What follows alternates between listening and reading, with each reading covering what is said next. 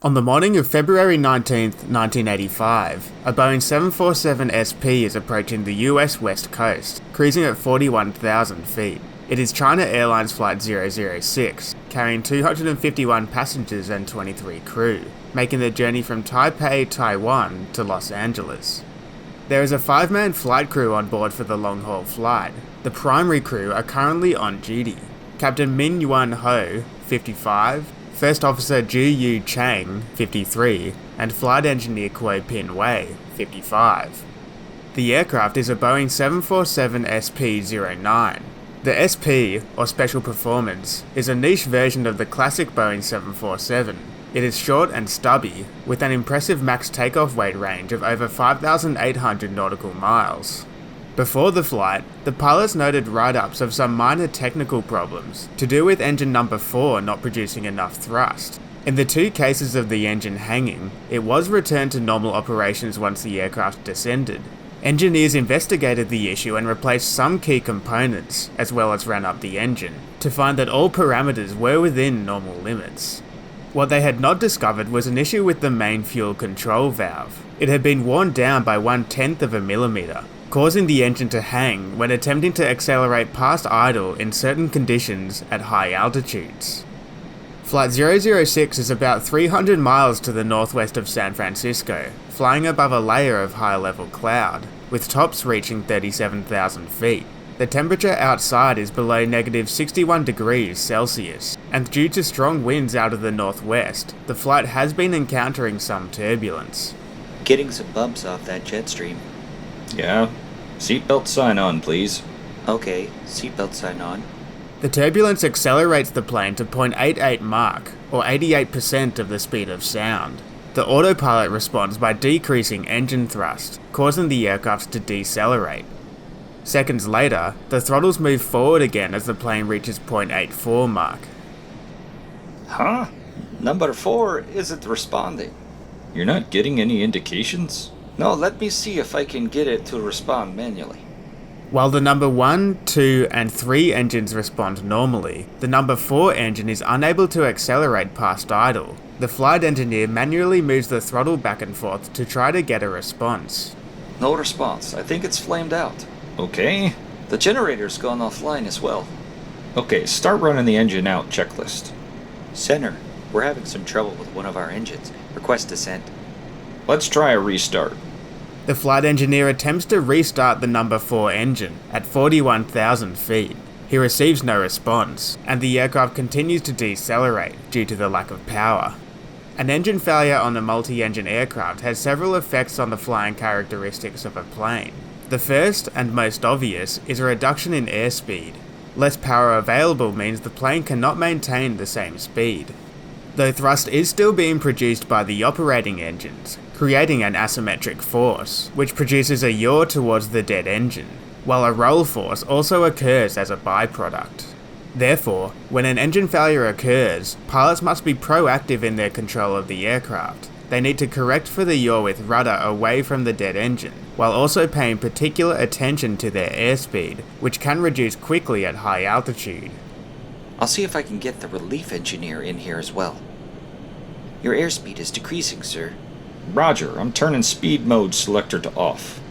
The autopilot is programmed to hold the current altitude. To do this with less power available, it pitches up, causing airspeed to decrease. The captain instead commands the autopilot to maintain a certain pitch. He then selects a nose down position, beginning a descent and arresting some of the airspeed loss. Airspeed is still decreasing. I'm turning the autopilot off. With airspeed still decreasing, the captain disconnects the autopilot completely and lowers the nose manually, descending into the clouds. After completing a radio call, the first officer looks up and perceives the aircraft banking slightly right. You're banking slightly right, Captain. Yes, I'm correcting. The captain and first officer both feel the aircraft banking right. However, their attitude direction indicators have rotated rapidly to the right and are now parked at 90 degrees. There is now a discrepancy in what the pilots are feeling and what is actually happening. In cloud, with no horizon visible, they should be relying on and trusting their instruments. However, they have only perceived a slight change in attitude over previous seconds, and are sure they are still in normal flight. I've lost my artificial horizon, What's happening? and the standby is going out of limits. The flight engineer is watching what is happening and feels the aircraft enter an unusual attitude. He sees the aircraft descending and the captain trying to recover. As he looks down at the engine instruments, he sees the other 3 engines have lost thrust. I think we're losing the other 3. See if you can get them to respond, please. Yes, sir. The flight engineer adjusts the throttles, but sees no response on the engine instruments. He then turns on the standby ignition to try to get them going, but the G-forces become so strong that he can't even lift his arms, and his head becomes forced against the center control pedestal.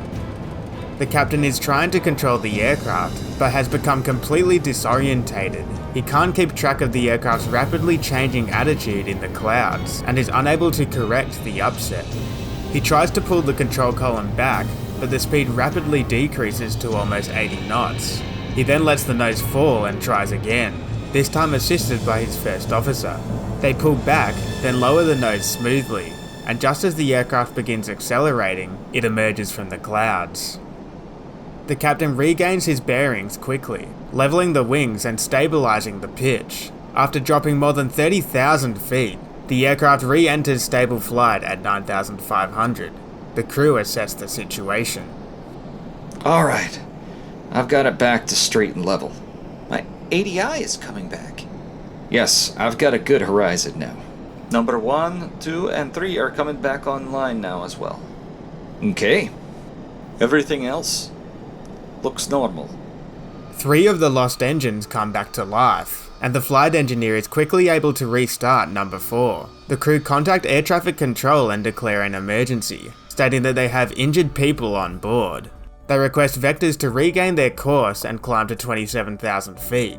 China Airlines 006 then diverts to San Francisco International and lands safely, with the autopilot operating normally. Out of the 274 people on board, only 1 receives a serious injury. There are no fatalities. The damage to the aircraft though shows just how close they came to a disastrous end. The left outboard aileron is broken, and the landing gear uplocks are separated from their attachment points, while the auxiliary power unit is separated from its mounts and is resting in the lower tail cone of the aircraft. The pilots are praised as heroes by the media. They recovered the aircraft just as all seemed lost, saving the lives of all 274 people on board. But the investigation needed to uncover why the aircraft entered such an unusual situation, and how did this lead to such a dramatic loss of altitude. Let's first take a look at the number 4 engine failure. It was the first non-normal event to occur in the accident sequence. The aircraft was flying through varying degrees of turbulence at 41,000 feet, and as the number 4 throttle moved forward, the engine didn't respond. As discussed earlier, this was due to an undiscovered fault in the main fuel control valve, which had been worn down by just 1/10 of a millimeter. This tiny abnormality was enough to hang the engine. As the other 3 engines spooled up, more bleed air was demanded from engine 4. This is air which is redirected from the engine's core to pressurize the aircraft. With energy being tapped from the engine, its performance decreases. Engine 4 was unable to compensate for this due to the reduced fuel flow available. The combination of the worn fuel control valve and the bleed air issue led to the engine flaming out. The 2 main effects of an engine failure are yaw and a reduction in airspeed. The captain was fully aware of the engine failure, and after a few seconds, lowered the nose to arrest the decreasing airspeed. He was not so aware of the yaw condition though. With the autopilot left on, it attempted to deal with the yaw effect. However, the 747 SP only had a 2-axis autopilot, with control of the longitudinal and lateral axes, but not the vertical. Therefore, it used aileron input to try to keep the aircraft flying straight. However, ailerons only provide a minor yaw effect through the secondary effect of roll. Thus, to keep the plane flying straight, the autopilot turned the control column drastically left. This was enough to keep the wings level on the pilot's artificial horizon, but what they did not notice was the abnormal position of the control column. This became critical as the captain disengaged the autopilot. He was not aware of its increasingly aggressive control inputs, and as soon as it disconnected, the aircraft began rolling gradually right, the captain unable to recreate the autopilot's inputs. He was still heavily focused on the airspeed at this time. It was the reason the autopilot was turned off in the first place. With the captain almost fully focused on the airspeed indicator, he neglected to include the artificial horizon into his scan, showing an increasingly drastic right bank. The first officer looked up from a radio call just as this was occurring, and told the captain they were banking right. However, the aircraft was already entering an unusual attitude, and soon after the artificial horizon became parked at 90 degrees right, the maximum amount of bank it is able to depict. The flight crew stated to investigators that their attitude indicators had failed, but they most likely had become spatially disorientated at this point, and were unable to process or believe the information displayed on their AIs. As the aircraft fell through the clouds, with its attitude rapidly changing, the captain was unable to even assess the situation. He had no horizon visible, and the attitude indicators were rotating rapidly to the left and right. The fact that the first officer was unable to provide support showed that he too was spatially disorientated. The flight engineer stated that the other 3 engines had failed during the descent. However, the NTSB concluded that this was not the case, and he was simply observing the low engine parameters due to the engines being at or near idle, clearly in an extremely stressful situation. What the flight crew should be praised for is their quick recovery as the aircraft emerged from the clouds. One false move here could have led to disaster. However, with the Atlantic Ocean quickly nearing, the captain leveled the wings and re-entered straight and level flight, just 1,500 feet after emerging from the clouds. The crew then effectively assessed the situation, restarted the number 4 engine, and diverted to San Francisco, landing safely with just one serious injury occurring. America's National Transport Safety Board delivered the report for China Airlines 006. It stated that while the failure of the number 4 engine was the precipitating factor in the accident, it should not be considered a contributing factor. An engine failure in cruise at high altitude should not place an aircraft in immediate jeopardy. It was how the crew responded which led to the accident. The NTSB did consider whether fatigue was a contributing factor. The plane had been in the air for 10 hours when the initial engine failure occurred. However, their analysis of the event concluded that the captain's performance was not impaired by fatigue. He had 5 hours of rest period during the flight and was alert to the situation. The 2 main causal factors were distraction and over-reliance on the autopilot. This leads us to the probable cause of the ordeal. The NTSB concluded that the captain's preoccupation with an in-flight malfunction, the engine failure, and his failure to monitor the plane's flight instruments led to the loss of control. Thankfully, this loss of control did not lead to disaster. All 274 people that stepped onto the plane stepped off, and what could have been a major tragedy in the aviation industry was avoided.